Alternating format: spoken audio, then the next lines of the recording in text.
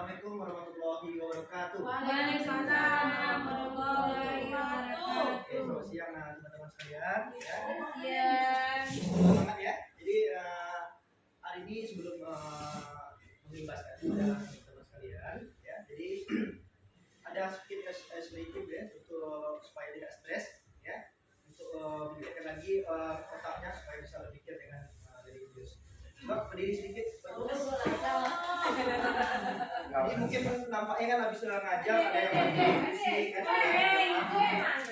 Ini pernah nggak dengar menulis tulisan Pira? Ya, ini nampaknya ini kalau orang-orang seberkasi tulisan ini logis ya. Coba ya, ini di samping berjalannya otak kita dengan bagus, juga mereka kembali pikiran kita. Coba Bapak Ibu ambil tangan kanan, tulis tulisan Pira tidak boleh diputus. P-nya P. Tidak boleh ya, Pira, Jos ya. Tidak boleh putus. Coba. Oke, ya, kita mulai ya sama-sama ya. 1, 2, 3. Pira. Jos. Oke, terus. Sekarang coba tangan kiri. Tangan kanan udah oke ya, udah bagus ya. Jadi ke sana tuh. Ya, tangan kiri dari kiri. Mana tapi? Berarti dari kiri ke kanan ya. Oke, 1, 2, 3. Pira. Jos. Oke, bagus. Sekarang tangan di pinggang, coba kepalanya dipegang. Pira ya, kita mulai. Tulis tulisan Pira di kepala. Kita mulai. 1, 2, 3. Pira. Jos. Ya, bagus. Sekarang coba pinggang. Pinggang ya. Kita mulai. 1, 2, 3. Pira. Jos.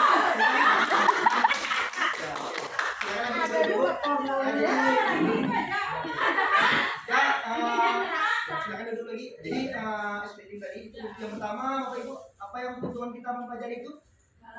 Ketawa-tawa, bagus lagi.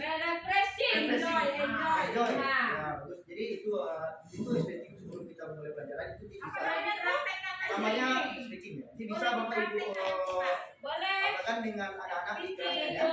Apabila nanti setelah belajar MTK atau pelajaran lainnya nanti bisa diimbaskan kepada anak-anak ya supaya pikiran anak bisa diterjemahkan. Jadi hari ini saya mau mengimbaskan tentang apa yang saya dapat atau saya peroleh selama saya mengikuti guru penggerak itu tentang segitiga institusi. Mungkin di sini kita dulu Ibu dulu udah melakukan keyakinan kelas, sudah melakukan sistem kontrol ya. Mungkin yang ada kita dengar hukum ya, dengan dekat dengan anak dan lain sebagainya. Sekarang rupanya ada yang lebih sempurna, itu menggunakan sistem manajer. Jadi kita selama ini kalau ada anak salah, kita hanya bisa menghukum tanpa kita melihat apa kesalahan anak. Rupanya di sini ada yang lebih sempurna, namanya sistem kontrol manajer. Manajer ini artinya kita tidak menyalahkan salah satu dari anak, tapi kita mencari permasalahan dari anak tanpa kita emosi. Kemarin saya sudah mempraktekkan, ya sudah melakukan. Di situ ada 2 kasus. Yang pertama itu anak bandel suka mengganggu temannya mencair. Setelah saya panggil anak tersebut, ya saya lakukan validasi. Validasi artinya dia mencari titik permasalahan ya. Kemudian di situ saya perhatikan rupanya di rumahnya orang tuanya sibuk kerja. Ayahnya pergi kerja ke perusahaan, ya ibunya pergi jualan, tinggal dia sendiri sama neneknya. Kurang perhatian, makanya dia di sekolah mencari perhatian sama teman-temannya dengan cara jahil supaya teman-temannya bisa memperhatikan dia. Tapi dengan cara salah, ya. Nah itu saya kasih tahu sama anak tersebut, Bapak di sini tidak mencari kesalahan kamu, ya Bapak mau menyelesaikan masalah. Ya, saya tanya sama anak tersebut. Apa kendalanya, rupanya kendalanya tersebut karena kurang perhatian, makanya dia mencari perhatian di sekolah. Kemudian saya cari permasalahannya, ya saya wawancarai dia, kemudian saya berikan motivasi, ya bahwasanya yang melakukan itu salah, tapi ya kita sebagai manusia pasti pernah melakukan kesalahan termasuk Bapak sendiri. Bapak juga pernah melakukan kesalahan, ya tapi kita harus yakin, kita harus cepat memperbaikinya. Dengan hal-hal demikian, anak tersebut bisa berubah menjadi lebih baik. Ya dia dengan temannya, dia mengakui kesalahannya ya tanpa kita harus marah-marah ya, tanpa dia takut dengan kita. Dia mengakui kesalahannya, minta maaf sama temannya, minta maaf sama guru yang diapakannya ya. Kemudian hari berikutnya saya tanya, alhamdulillah Pak, saya berjalan dengan lancar, teman-teman saya udah mau bermain dengan saya dan saya juga tidak mengganggu teman. Jadi bagus sistem institusi ini dengan cara menggunakan sistem control manager. Ya, kemudian yang kedua kemarin di sini udah banyak anak yang tidur kelas. Ya, setelah saya panggil, ya, kalau dalam sistem segitiga restitusi kita memanggil anak, kita tidak boleh menasihati anak depan teman-teman yang kita bawa dia sambil bercerita, ya, sambil duduk, ya. Kemudian saya tanya, apa benar kamu tidur di kelas? Kenapa? Ya, kenapa kamu tidur? Rupanya gara-gara main game. Ya, sehingga dia di sekolah tertidur di kelas. Kemudian saya gunakan segitiga restitusi, ya, saya cari titik permasalahannya, kemudian saya kasihkan apa pemahaman sehingga anak tersebut tidak tidur lagi di kelas. Ya.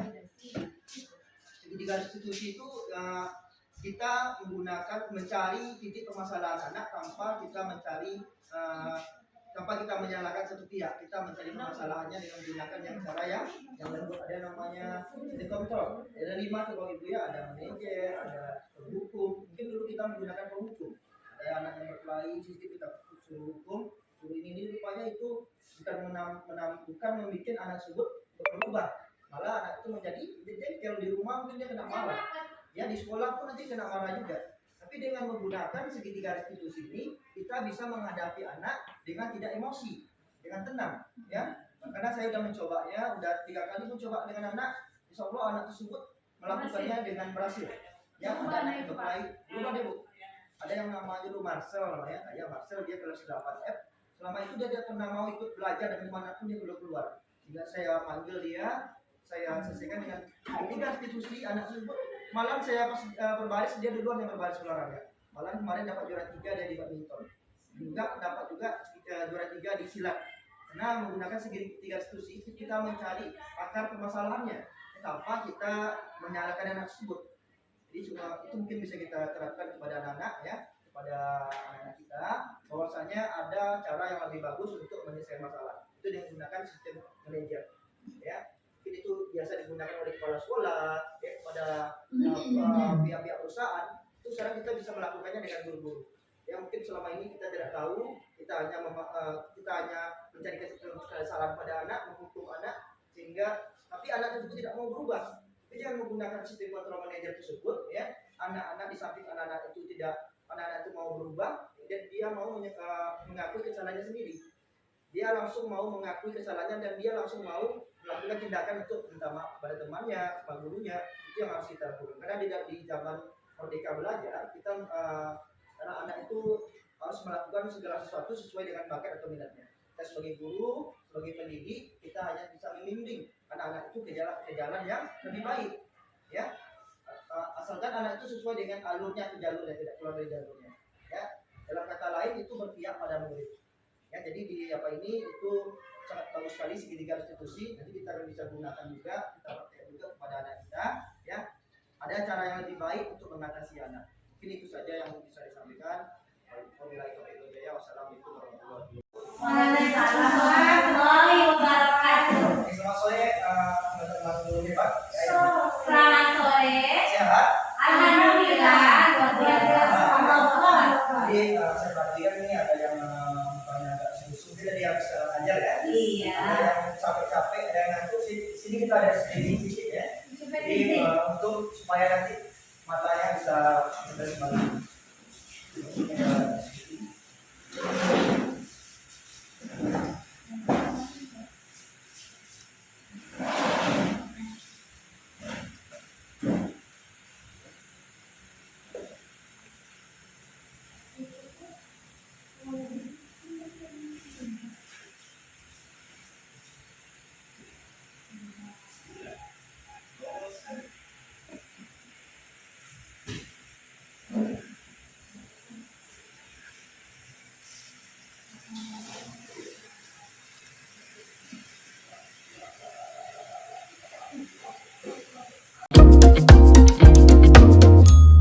Hai teman-teman, aku datang dengan sebuah tes baru yang dapat menguji kecerdasan dan keterampilanmu dalam bertahan hidup. Coba pecahkan 12 teka-teki berikut dan tuliskan hasilmu. Pada bagian akhir, kamu akan bisa melihat seberapa hebat kemampuanmu.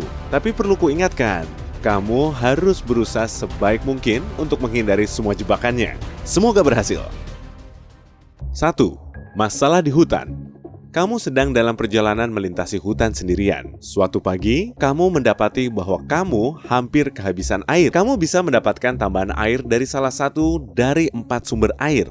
Kaktus berair, sebuah kolam air laut asin, sebuah danau yang tenang dan bening, atau anak sungai yang ada endapannya. Sumber air mana yang akan kamu pilih untuk mengisi botol minum penyaring airmu? 10 detik untuk memutuskan.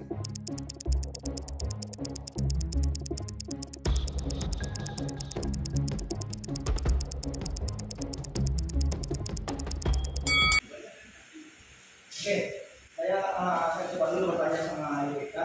Jadi Ibu Eka di sini kan ada 3 sumber air, ya, ada kaktus, ada kolam, ada danau, ada anak sungai. Jadi Ibu Eka pilih yang mana? Kalau misalnya kita lagi Anak sungai. anak sungai. Oke, alasannya kenapa Ibu Eka? Alasannya air dan air bersih. Oke, tepuk tangan Ibu Eka. Sekarang kita pada Indira. Ya. Jadi di sini ada kaktus, ada kolam, ada danau, sama ada anak sungai.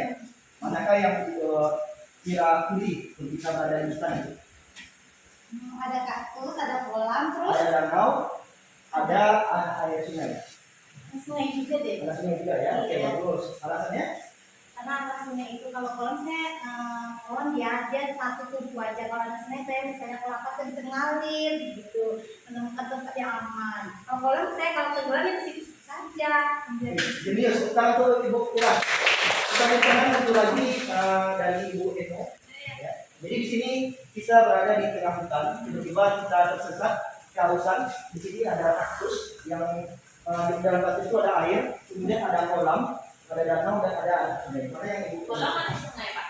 Ada kolam, danau sama Kolamnya ada danau. kolam dan danau. Kolam ya, sama-sama kapal yang lain saya di kolam. Kolam ya. Karena air sumber kehidupan. Jadi kalau kita ikuti aliran air, berarti kan kita akan menemukan orang. Iya, aliran sungai ya. Sama ya. Oke, tepuk tangan bagus. Kita tengok jawaban dari Bapak Ibu apakah benar. Kebanyakan kaktus itu beracun dan bukannya menawarkan dahagamu. Kamu akan menderita sakit perut yang parah. Air laut yang asin akan membuatmu dehidrasi. Air mengenang di danau yang tenang dipenuhi oleh berbagai macam bakteri dan meminumnya akan sangat berbahaya. Jadi, pilihan terbaikmu adalah anak sungai yang mengandung endapan. Airnya tidak mengandung zat apapun yang tidak dapat dinetralkan oleh botol minum penyaring airmu.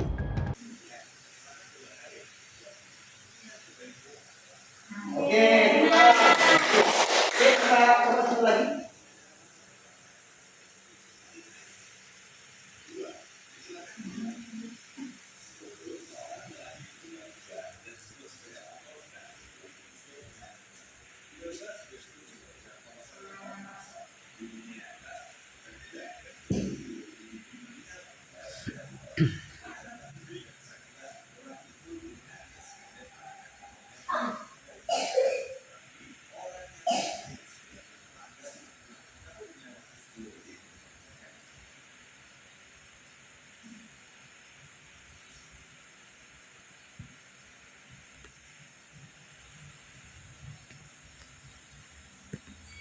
Oke, jadi di sini ada rambu-rambu lalu lintas, ya, ada kendaraan mobil, ada kuda, ada kendaraan bermotor. Jadi di sini siapa yang melanggar rambu-rambu lalu lintas? Kita coba lihat sama Ibu Eno dulu.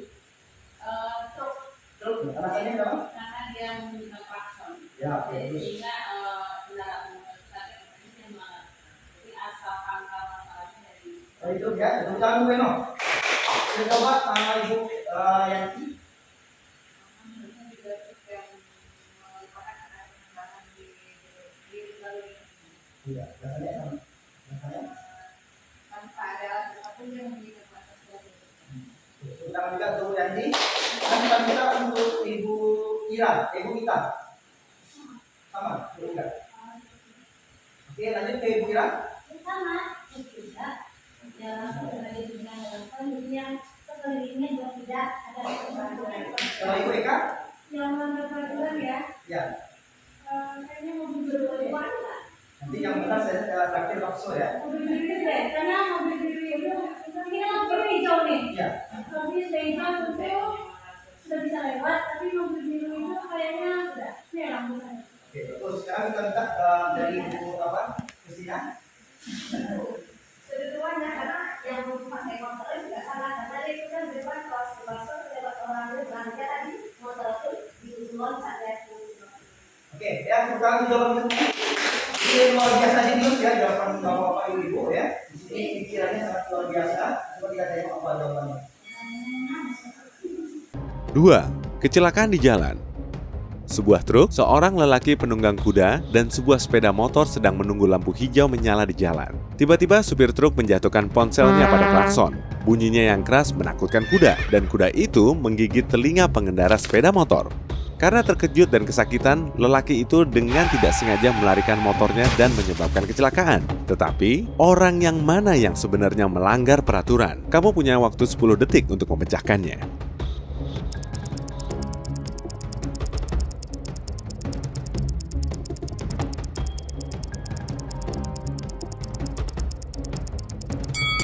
Yang bersalah adalah pengendara sepeda motor karena dia tidak mengenakan helm ketika berkendara. Jadi kan gitu.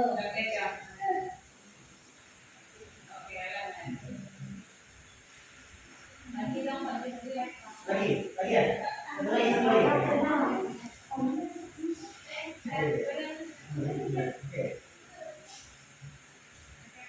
Oke, kita masuk di tiga sesi. Kita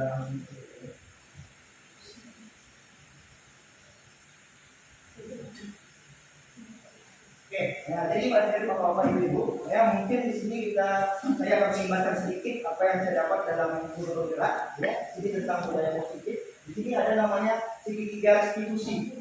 Ya mungkin sama-sama kita ketahui, ya yang kita ketahui biasanya kalau anak melakukan kesalahan, ya yang kita tahu adalah menghukum.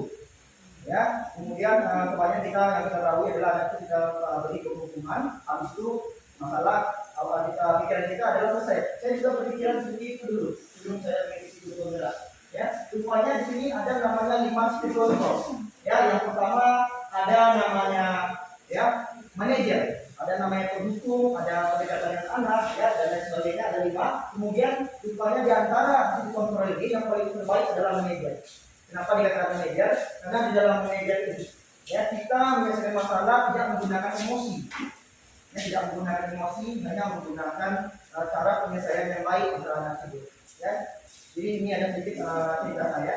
Ya, mungkin ini saya dulu sebelum mengikuti guru bergerak, ya mungkin saya sudah pernah mengajar di SMP 6 Siaulu, Ronaldo ini memang orang-orang yang kenal nakal, ya sampai gurunya sampai menangis. Bukan hanya teman-temannya, guru-gurunya juga menangis. Ya kalau bisa satu SMP menangis semuanya begini, ya karena kenakalannya. Ya jadi mendengar kata-kata ibu itu, pas pula kamu saya, ya mau minta tukar kelas sama saya. Berarti saya mengajar di kelas yang si Ronaldo tadi. Pas di jam pelajaran agama, dia keluar. Di pas pelajaran agama dia keluar dari kelas. Dia biasanya kalau pelajaran agama dia tidak masuk ke kelas, dia keluar. Ya kemudian dia minta dengan gaya sombongnya berjalan ke saya, Pak, saya minta bola basket. Ya, kemudian saya sering bola basket sama anak itu. Kemudian saya ajak itu ke lapangan basket, ya. Kemudian dia menembak sembarangan saja, tidak tahu. Saya tunjukkan yang benar. Ya, setelah ini banyak bermain bola basket, Pak. Ya, habis itu saya melakukan namanya validasi. Validasi itu artinya pendekatan, ya, terhadap anak. Kemudian setelah anak tersebut saya berikan pendekatan, saya tanya, kenapa kamu apa benar kamu mengganggu teman-teman dari sama guru? Iya Pak. Kenapa? Rupanya orang tua kamu kerja apa? Orang tuanya, ayah-ayahnya rupanya kerja di luar kota. 2 minggu sekali pulang, sedangkan ibunya kerja di bukti. Di rumah tinggal sama siapa? Saya tinggal sama abang saya Pak. Kadang-kadang abang saya keluar. Oke, tinggal saya sendiri. Makanya saya di sekolah itu mencari perhatian dengan cara mengganggu teman. Ya, mencari teman, mencari guru. Saya katakan, yang kamu lakukan itu sebenarnya tidak tepat. Ya, kenapa? Karena itu tidak dibolehkan kalau kita sebagai anak murid, ya, tidak boleh kita melawan sama orang tua atau guru. Di situ saya sudah mulai melakukan sistem segitiga restitusi tanpa kita ketahui. Ya, dikarenakan itu, ya, saya berikan pendekatan, ya, kemudian waktu itu saya ajarkan terus dia bermain basket karena dia sukanya bermain basket karena anak-anak itu kita tengok dari hobinya. Karena semua anak itu berbeda watak. ada yang sukanya pemarah, ada yang sukanya diam. Ya, jadi kita sebagai seorang guru kita harus tahu dulu sebelum kita masuk ke dalam pembelajaran. Ya, dengan cara pendekatan dengan anak tersebut ada yang berubah. Ya, waktu itu saya besok paginya mengajar olahraga dia di kelas dia. Sebelumnya saya mengatakan, Bapak percayai kamu sebagai asisten Bapak, orang yang Bapak percaya. Itu ketua Pak, iya. Tapi Bapak mempercayai kamu sebagai asisten Bapak. Ya, saya tidak pandai Pak memberikan menyiapkan itu Pak. Bapak ajarkan. Dia mau belajar Pak Ibu. Ya, yang sama kita ketahui mungkinnya, ya dia tidak mau belajar cari peluang. Ya, dengan itu dia mau belajar, berani dia menyiapkan anak muridnya, membaca anak muridnya, karena semua orang takut sama dia. Pas besok, saya katakan kalau misalnya bunyi bel bagian Bapak, kamu udah berbaris. Rupanya udah berbaris semuanya. Yang bisa pakai baju olahraga, semuanya menggunakan pakai baju olahraga. Saya katakan baju sama dia. Saya salut sampai saya dipanggil sekolah, orang-orang yang lain sudah keluar dari PBL, dia ditinggalkan saya. Bapak besok mengajar di sini langsung. Udah, ya, saya mengajar, saya bikin perubahan. Kemudian sudah berapa tahun setelah itu, waktu saya kerja di Ambon, saya kerja parkir, di situ datang tiba-tiba dari jauh dia menurut saya, ya, lalu tadi menurut saya, ya, siapa nih? Dia Ronaldo Pak, dia ketujuh dengan pakaian dia kerja di Telkom, dia kerja di Telkom pakaiannya, dia berikan saya aqua 5 buah sama nasi bungkus sama makanan lainnya. Jadi kasihnya saya rokok saya kasih satu bungkus 1 tahun, ya, alhamdulillah Pak, saya udah berhasil Pak. Ya, alhamdulillah Ronaldo, kamu udah berubah sama dia Pak. Saya ingat bisa Pak. Kita boleh nakal, kita boleh jalan, tapi ingat sebelum kita melangkah kita harus ingat dulu orang tua kita dan guru kita. Itu yang saya lakukan. Jadi dalam sistem segitiga institusi ini mungkin Bapak Ibu sudah melakukan, karena kita tidak tahu alur-alurnya atau jalur-jalurnya. Karena di dalam segitiga institusi ini sudah dilakukan di zaman dahulu. Cuma kita tidak tahu di mana letaknya. Jadi dalam segitiga institusi ini, ya, kita ya memanggil anak tersebut, kita cari dulu apa akar masalahnya. Kemudian kita beri hal-hal yang positif, ya, sehingga nanti anak itu mengatakan bahwasanya saya melakukan itu Pak. Ya benar, setiap orang pernah melakukan kesalahan. Karena harus itu ya, Bapak sendiri pernah juga melakukan kesalahan. Tapi kita harus yakin setiap manusia itu tidak ada yang sempurna. Ya pasti memiliki kesalahan. Ya Pak, baik. Kita harus katakan sama anak. Sampai tidak menolong oleh kita, ya kita bisa menyelesaikan masalah itu dengan baik. Ya, kalau bisa saya selesaikan pada Marcel yang itu sama tahu ya dulu di zaman apa saya dia langsung pernah masuk olahraga. Saya lakukan pendekatan dengan menggunakan segitiga institusi. Ya kemarin dia juara 3 silat, juara 2 badminton. Ya dia bilang Pak, Insya Allah Pak, saya dari dalam olahraga saya juara terus Pak, semangat Pak. Ya itu yang menunjukkan saya bahwa segitiga institusi ini sangat bagus kita gunakan untuk kedepannya. Ya mungkin itu saja yang tentang pemaparan saya tentang segitiga institusi. Mungkin Bapak Ibu semuanya bisa menerapkan nanti. Kita sharing aja. Ya, saya belajar antara Bapak dan saya. Ya, jadi kalau ada permasalahan-permasalahan yang lainnya kita akan saling bertukar pikiran. Ya, oke sekarang untuk supaya apanya coba berdiri Bapak Ibu semua. Oke, biar nanti pas pulang ya, request apa ya. Oke, sekarang kalau dulu nanti ya, coba angkat tangan ya. Ya, tangan boleh ya. Tulis tulisan Vira, ya, vitamin ya. Vira, tapi tidak boleh diputus. Kemudian terakhirnya Jos, ya. Vira, Jos. Oke, bisa kita mulai ya sama, ya. 1, 2, 3. Vira, Jos. Oke, bagus. Coba kiri. Arahnya sama ya dari kiri kanan. 1, 2, 3. Vira, Jos. Oke, keren. Sekarang coba tangan di pinggang, ya, putar kepala ya. Nah, kepala kita ini berpikir mengajak ya, jadi bersuara dari sendiri. Mulai, putar 1, 2, 3. Jos. Oke, bagus. Sekarang pinggang. Saya lagi ya, boleh. 1, 2, 3. Jos. Oke, udah keluar mata yang sama gitu ya. Sekarang di pinggang nih, kita putar pinggangnya. 1, 2, 3. Jos. Oke, tangannya. Ini saya yang dapat saya sampaikan, kurang lebih saya mohon maaf ya karena saya sudah biasa tidak luput dari kesalahan dan dosa. Sesungguhnya kesempurnaan itu hanya milik Allah, kesalahan itu datangnya pada diri kita sendiri. Wabillahi taufiq wal hidayah. Ya, assalamualaikum warahmatullahi wabarakatuh. Waalaikumsalam warahmatullahi wabarakatuh.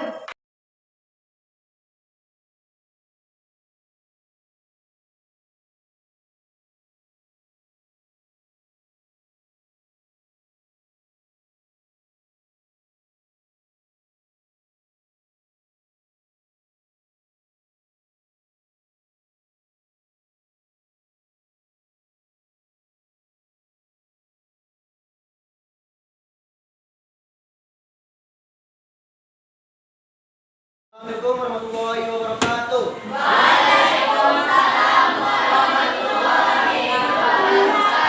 Alhamdulillah hasil dari kerja kelompok kita semuanya yang ke-7C ini, baik yang kelompok 1 dan kelompok 2, alhamdulillah berjalan dengan baik dan lancar. Tepuk tangan semuanya. Jadi Bapak akan evaluasi dulu ya, itu untuk yang kelompok pertama itu dibawakan tadi sama siapa namanya? Anggum sama Anissa. Alhamdulillah udah berjalan dengan baik dan lancar. Cuman ada sedikit koreksi dan sarannya ya. Kalau bisa suaranya agak dibesarkan sedikit supaya teman-teman yang lainnya bisa dengar. Juga untuk keberaniannya dan mentalnya sudah bagus. Karena Bapak lihat tidak ada groginya, tidak ada rasa gugupnya. Tinggal lagi cara ngomongnya itu dibaguskan lagi, cara ngomongnya, penyampaiannya juga ya. Alhamdulillah udah mulai bagus. Dan juga kepada teman-teman yang lainnya, kelompok-kelompok yang pertama itu udah kerjasama dengan bagus. Semoga nanti untuk proyek-proyek yang berikutnya dapat berjalan dengan baik dan lancar. Kasih tepuk tangan untuk kelompok 1. Oke, sekarang kita masuki untuk yang kelompok 2, itu evaluasi dari kelompok 2 yang dibawakan oleh siapa ya?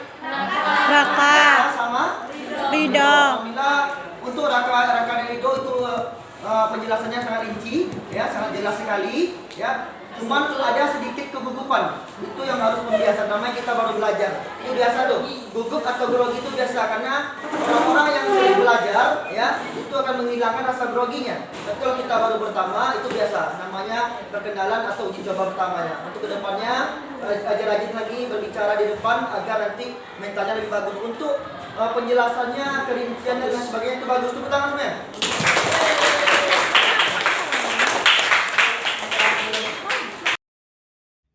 Oke anak-anak, kita bikin keyakinan kelas ya. Di sini tempelnya keyakinan kelas kalian. Ini bagus nih keyakinan kelasnya, kayak gini nih ya. Jadi judulnya apa? Judulnya keyakinan. Oke, di sini ada keyakinan kelas, di mana keyakinan kelas tersebut adalah peraturan-peraturan yang dibuat oleh guru di dalam kelas. Ini keyakinan kelas ke-8B. Keren kan teman-teman? Oke, jadi di sini keyakinan kelas, murid berbaris melakukan senyum, sapa, dan salam terhadap gurunya. Itu menunjukkan suatu keyakinan kelas.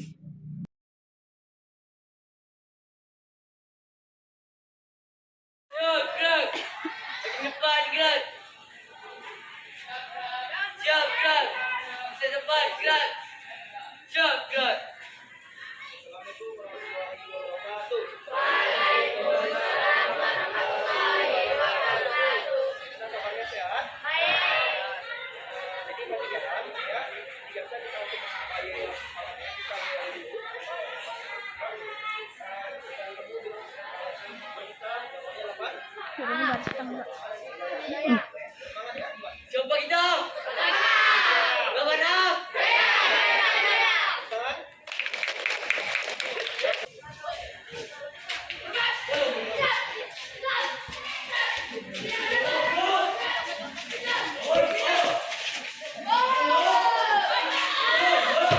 Tengok dah. Menurut lagi sih. Dia tanya kek.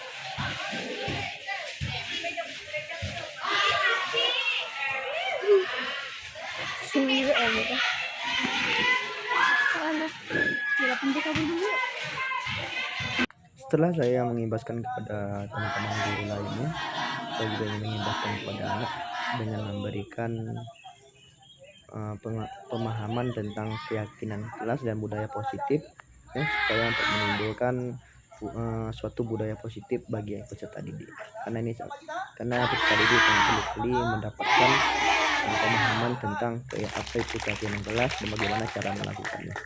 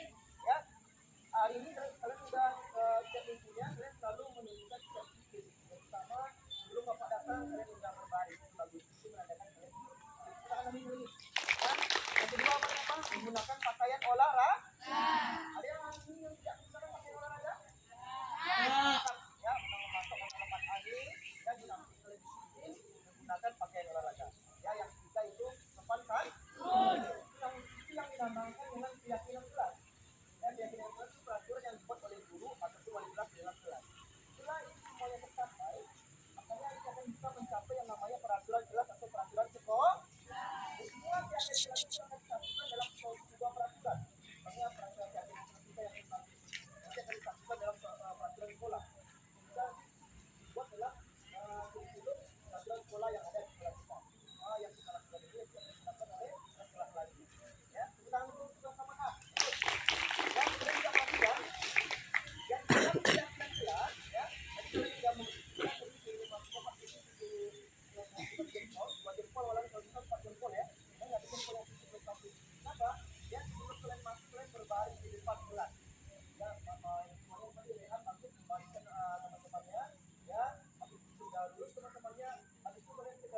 terapkan 3S. Apa 3S? Senyum, sapa, salam bagus. Ya, kita kan pintar bagus tetap. Ya, pertama senyum. Samping sejenis ibadah, ya, samping sejenis ibadah itu merupakan suatu kesenangan bagi kita semuanya. Misalnya kamu nih ada niat jahat atau misalnya dendam dengan dia. Kenapa? Karena intinya melahirkan kamu berbenah ya. Karena kamu misalnya mau memukul dia, tiba-tiba dia senyum. Dengan senyum kita itu bisa menghancurkan ya niat-niat jahat dari orang lain. Contohnya nih, misalnya Aikal. Kalau mau motor atau ngajar di pasarnya, mati ya, itu kemarin. Kalau yang umil nih, kopi, ya, yang benar kan kita lele, kita lele atau dengan belut. Tiba-tiba Aikal senyum. Dengan senyum Aikal, Aikal bilang, dinamakan dengan senyum. Di samping itu ibadah, ya, juga itu bisa menunjukkan hati orang. Paham semua ya? Kalau ini kita punya satu memahami itu ya. Nah, ya, tapi dia bilang kalau orang melihat itu senyum bilang, senyum. Ya, tadi kalian sudah menerapkan yang namanya 3S. Apa ini? Senyum, salam, yang muslim mengucapkan selamat pagi Pak, selamat subuh, baru masuk Islam. Ya, itu menandakan kalian telah menerapkan keyakinan kelas yang kita buat. Ya, itu bagus. Kalau bisa, ya bukan hanya di pelajaran olahraga kalian melakukan keyakinan kelas, juga melakukan keyakinan kelas di pelajaran-pelajaran lainnya. Bukan hanya di sekolah, di rumah juga. Sampai di rumah sebelum kita datang, ya, salam sama orang tua, assalamualaikum, ya, assalamualaikum, selamat pagi Pak, selamat pagi Ibu. Ya, cium tangannya. Karena kita di rumah buang jadinya. Jangan, dulu. Aturan jangan langsung buang jadinya. Cukup begitu Pak. Karena kita melakukan hal tersebut. Itu pernah dilakukan, pernah tidak melakukan begitu. Ya, misalnya gini, mau pulang nih. Dulu bapak yang tidak dulu badan ada bapak kan ya. Ya, itu siapa kan saya dia saya melakukan dia itu ini saya melakukan. Ini merupakan kita mengambil hati orang dengan cara yang baik. Itu itu ya, bagaimana kalian mau gampang nilai tinggi? Beberapa kali tidak menerapkan 3S ini siapa yang salah? Sama sama aja sama guru dimanapun guru berada, itu terapkan yang namanya ya lagi itu senyum sama dan salah. Itu harus sikap yang aktif dan bagus terhadap teman-teman ya dan sama guru. Ya, apakah di sini udah menerapkan 3S di mana aja? Sudah? Ya, bagus. Selamat. Tepuk tangan kita lagi bagus. Oke, ya. Sekarang apa ada tahu sedikit? SOP itu artinya adalah untuk ya mengalihkan suasana menjadi lebih baik. Kecuali kalau sudah belajar misalnya pelajaran TK, pelajaran yang lainnya. Ya, sudah jangan ya. Tapi kan itu untuk meningkatkan kembali atau meningkatkan kembali badan kita. Coba kita beri ini. Ya. Ini semua ya. Oke. Ini bagus. Oke. Sekarang perhatikan. Kalian pernah nggak melakukan atau mendengar kira? Ya, kita boleh disebut kayaknya itu. Pernah ya? Oke. Hari ini bapak akan coba tengok kepalanya yang terus, ada yang tangannya ya, atau misalnya kepala atau yang semuanya mungkin. Hari ini akan bapak menggunakan dengan sedikit. Karena dari tangan, kepala, pinggang, kaki semuanya akan bergerak. Ya, contohkan. Angkat tangan kanan. Tulis tulisan kira, tadi ya. Kira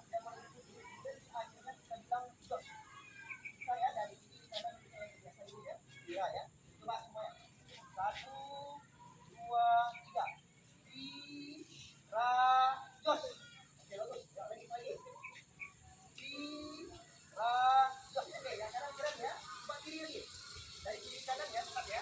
Ini berkira, teman-teman bagus tadi. Berkira sudah berhitung. Terakhirnya jos. Sudah mulai 1, 2, 3. Ra, jos. Oke, keren. Sekarang coba tangan dipegang, angkat kakinya. Jangan ada lurus, jangan pegang bokong kawannya ya. Ini berkira. Yang kaki, kira jos. Sudah mulai. 1, 2, 3. Ra, jos. Oke, terus. Kiri, ayo. 1, 2, 3. Jos. Tangan dipegang. Sekarang kepala. Ayo. 1, 2, 3, mulai. Jos. Jangan lagi. Lihat kepalanya hilang. 1, 2, 3. Jos. Sekarang dipegang. Ayo dipegang. Kita mulai. 1, 2, 3. Jos.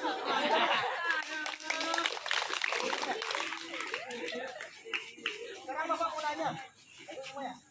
Tadi nama permainan tadi apa nama? Kira? Sekarang mau nanya orang. Apa keuntungan kita melakukan permainan kira aja tadi? Ada tahu? Di tangan. Ya, di tangan aja. Ya, supaya tahu apa keuntungan kita mempelajari tadi. Ya, di tangan. Ayo, apa aja boleh? Ayo. Jangan takut salah, ayo. Apa keuntungannya tadi? Kan udah melakukan tadi. Apa keuntungannya? Pertama Aikal. Lihat kan? Bagus. Yang perempuan ya. Salah sama Aikal, ayo.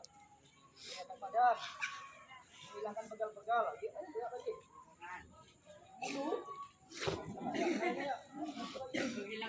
Menghilangkan stres. Bagus. Ya, tepuk tangan tuh semuanya. Bagus. Yang pertama, ya, untuk menghilangkan rasa pegal-pegal.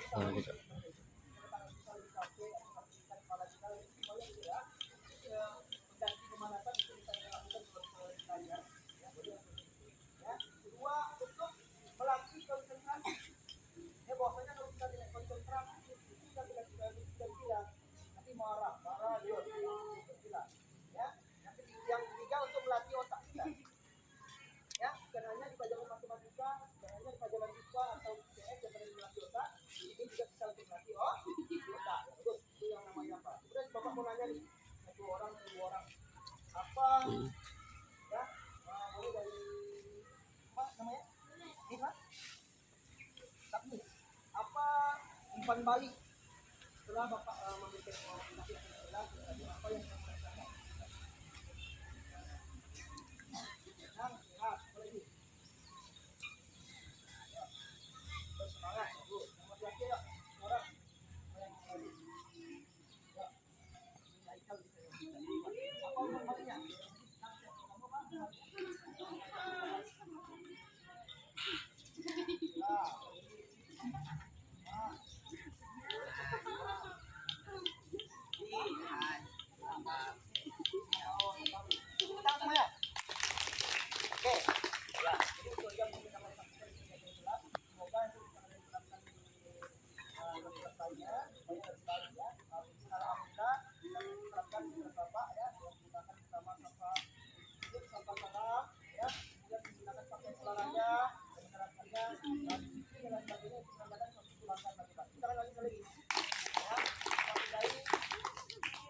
Assalamualaikum warahmatullahi wabarakatuh.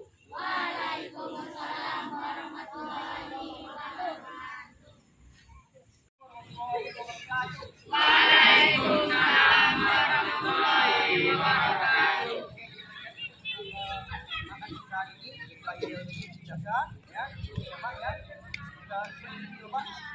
Siapa kita?